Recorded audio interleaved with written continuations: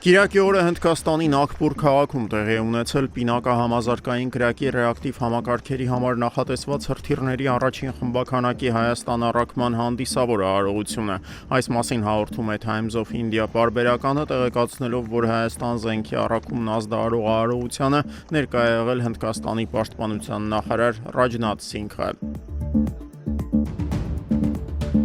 Չի բացառվում, որ արդեն մի քանի օրից համացանցը Իրանում կրկին հասանելի դառնա, հաղորդում է Reuters գործակալությունը, վկայակոչելով Իսլամական Հանրապետության խորհրդարանի Մեջլիսի բարձրաստիճան ներկայացուցիչներից մեկին։ Գործակալությունը նաև տեղեկացնում է, որ կիրակի երեկոյան անհայտ հաքերները կոտրել են Իրանի պետական հեռուստատեսության սերվերները եւ երկրի գլխավոր հեռուստաալիքի եթերով մի քանի րոպե շարունակ հեռարձակել Միացյալ Նահանգների նախագահ Դոնալդ Թրամփի եւ Իրանի վերջին միապետի որդու ելույթները։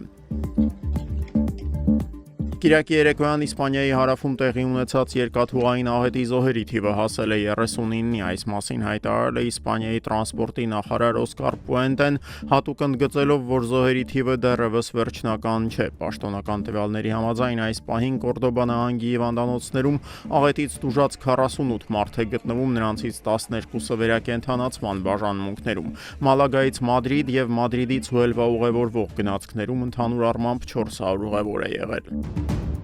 Գրենլանդիայի Միացյալ Նահանգներին միացման հարցը լուծելու դեպքում որևէ կասկած չկա, որ Դոնալդ Թրամփն իր անունը կգրի համաշխարհային պատմության էջերում, այսօր հայտարարել է Կրեմլի պաշտոնական ներկայացուցիչ Դմիտրի Պեսկովը։ Վերանալով այն հարցից լավ է դա թե վատ, համապատասխանում է միջազգային իրավունքի նորմերին թե ոչ, կան միջազգային փորձագետներ, որոնք պնդում են այս քայլով Թրամփը մուտք է գործելու ոչ միայն ամերիկյան, այլև համաշխարհային պատմություն, եւ այդ փորձագետների հետ չհամաձայնելը շատ դժվար է, ընդգծել է Պեսկովը։